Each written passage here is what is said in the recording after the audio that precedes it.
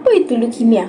Leukemia adalah bara sel darah putih yang boleh dikategorikan sebagai lebihan sel darah putih di dalam sumsum tulang. Sel darah putih dihasilkan secara semula jadi.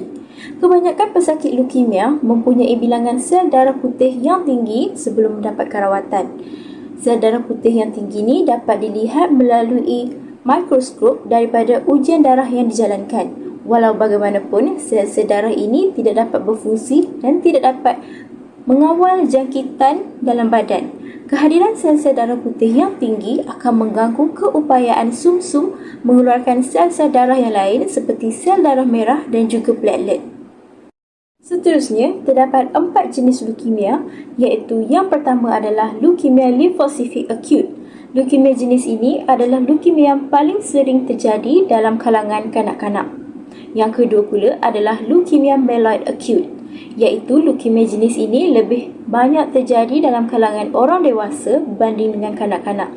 Yang ketiga pula adalah leukemia limfocytic chronic, iaitu leukemia ini sering menimpa orang dewasa yang berumur lebih daripada 60 tahun, tetapi kadang-kadang berlaku dalam kalangan orang dewasa yang lebih muda dan hampir tidak pernah berlaku dalam kalangan kanak-kanak.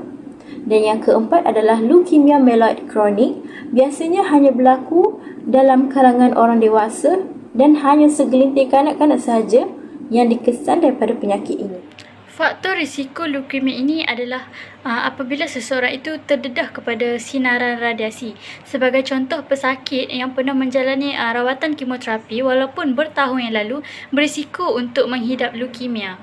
Keabnormalan genetik tertentu seperti sindrom Down juga boleh menjadi faktor berlakunya penyakit leukemia itu sendiri. Antara simptom berlakunya leukemia ini adalah pesakit akan demam, hilang selera makan dan juga kurang berat badan. Biasanya simptom-simptom ini akan diikuti dengan simptom yang lain seperti kelesuan, keletihan dan pendarahan secara tiba-tiba. Platelet atau sel darah kuning yang kurang dalam badan juga menyebabkan kemunculan bintik-bintik merah di badan. Pesakit juga akan mengalami pendarahan gusi secara tiba-tiba sama ada ketika menggosok gigi ataupun tidak. Dan antara simptom lain adalah berlakunya bengkak di kelenjar-kelenjar limfa seperti di leher. Okey, baik. Apa rawatan utama untuk leukemia ni? Okey. Rawatan leukemia ini sebenarnya bergantung kepada beberapa faktor, termasuklah jenis leukemia, tahap penyakit dan juga keadaan kesihatan pesakit secara keseluruhan.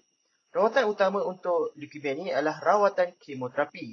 Rawatan ini adalah satu proses penggunaan ubat-ubatan kimia yang khususnya untuk membunuh atau menghentikan pertumbuhan sel-sel kanser di dalam tubuh, khususnya sel-sel darah putih yang tidak normal. Kemoterapi boleh diberi melalui pelbagai cara seperti suntikan, letisan infus, ketera dada ataupun pundi kecil. Kemoterapi boleh menggunakan sejenis ubat atau campuran ubat untuk mendapatkan hasil yang lebih baik untuk melawan sel-sel bara. Ubat-ubat kemoterapi ini selalunya untuk melambatkan pertumbuhan dan juga perebakan sel-sel bara dengan pantas. Rawatan kemoterapi boleh digabungkan dengan pembedahan, terapi radiasi dan juga sebagainya. Kemoterapi boleh menyebabkan pelbagai kesan sampingan seperti kehilangan rambut, keletihan, mual, muntah, penurunan berat badan dan juga penurunan jumlah sel darah. Tempoh rawatan kemoterapi ini sebenarnya bergantung kepada respon pesakit itu sendiri terhadap rawatan yang dialaminya. Ada yang memerlukan selama beberapa bulan dan ada juga yang memerlukan rawatan dalam tempoh jangka masa panjang. Jadi, tujuannya rawatan kemoterapi ini adalah untuk meningkatkan peluang pesakit leukemia ini untuk mengawal dan juga mengurangkan simptom-simptom akibat bara. Oleh itu, selalunya pakar kesihatan akan bekerjasama antara satu sama lain untuk memastikan pesakit leukemia ini menerima rawatan yang paling sesuai dan juga efektif mengikut kepada keperluan mereka. Kesan bara darah ataupun leukemia kepada penghidapnya ialah cepat lelah, mudah demam sehingga menyebabkan penghidapnya muram sepanjang masa dan akan menghadapi sikap ataupun mood yang berubah-ubah sehingga menyebabkan penghidapnya ni tak boleh menjalani kehidupan seperti orang-orang normal yang lain. Tapi tahukah korang ia juga memberi kesan kepada keluarga itu sendiri, iaitu penyakit ini bukan memberi kesan kepada pesakit itu sendiri, malah ia juga memberi kesan kepada keluarganya. Contohnya, keluarga yang kurang berkemampuan, mereka ini akan stres, seperti ibu bapa lah, akan stres untuk menampung kos rawatan yang tinggi, kos rawatan kemoterapi dan juga kos rawatan untuk membeli ubat-ubatan yang khas kepada penghidap penyakit kanser leukemia ini. Dan semestinya penghidap penyakit leukemia ini dan juga ahli keluarganya memerlukan sokongan moral yang kuat daripada ahli keluarga yang lain dan juga support dari pihak luar. Kampung Gua Cempedak, Kuala Ketil, Kedah. Bersama hari ini saya akan kongsikan kisah dua beranak, Rosnah Yaakob 43 tahun dan anak lelakinya Muhammad Alif 16 tahun.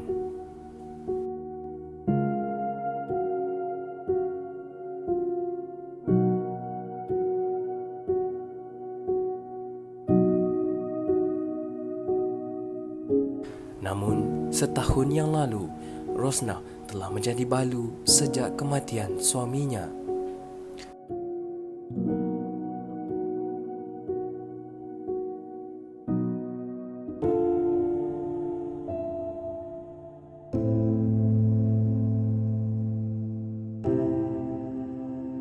Betapa luluhnya hati seorang ibu apabila mengetahui satu-satu anak lelakinya menghidap penyakit leukemia ini. Daripada seorang yang ceria dan lasak, Alif mula menunjukkan perubahan yang mendadak. Sentiasa demam dan sikap yang berubah-ubah menyebabkan Rosnah mengalami tekanan.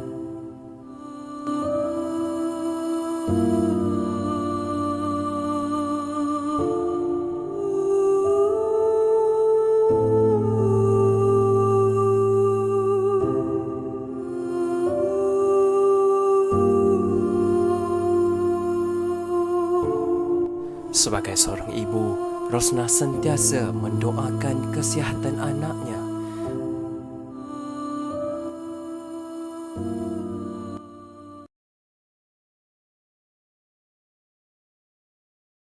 Antara peranan yang boleh dilakukan oleh pekerja sosial perubatan ialah membantu klien mendapatkan khidmat kaunseling dan terapi.